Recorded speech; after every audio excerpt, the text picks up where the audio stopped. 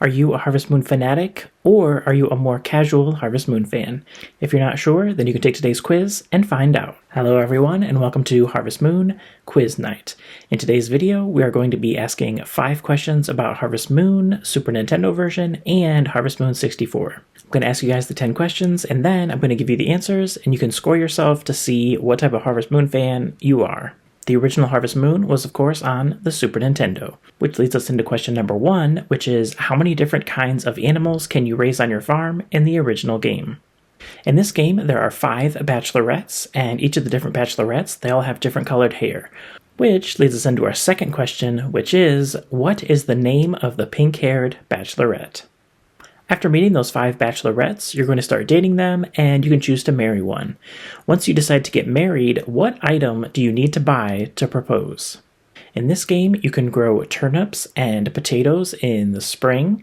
Then you can grow tomatoes and corn in the summer.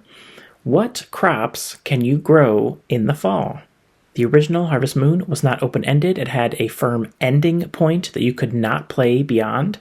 So that leads us to the last question about the Super Nintendo version of Harvest Moon, which is, when does the game end?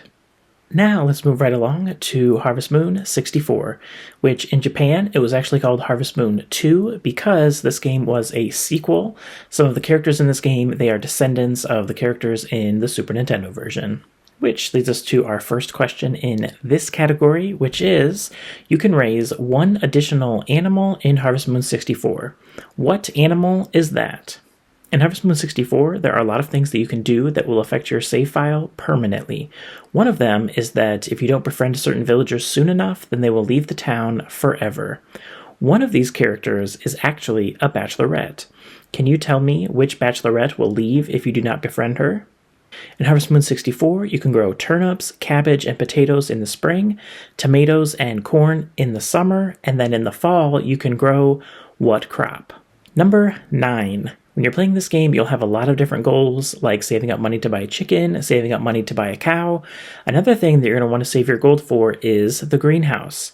How much does the greenhouse cost in Harvest Moon 64? In Harvest Moon 64, you have a photo album that records special moments. This is one of those photos. For this particular photo, how do you obtain it? Okay, now let's quickly go over the answers so you can score yourself, and then I can tell you guys what type of Harvest Moon fan you are. Number 1, how many different types of animals can you raise in the original game?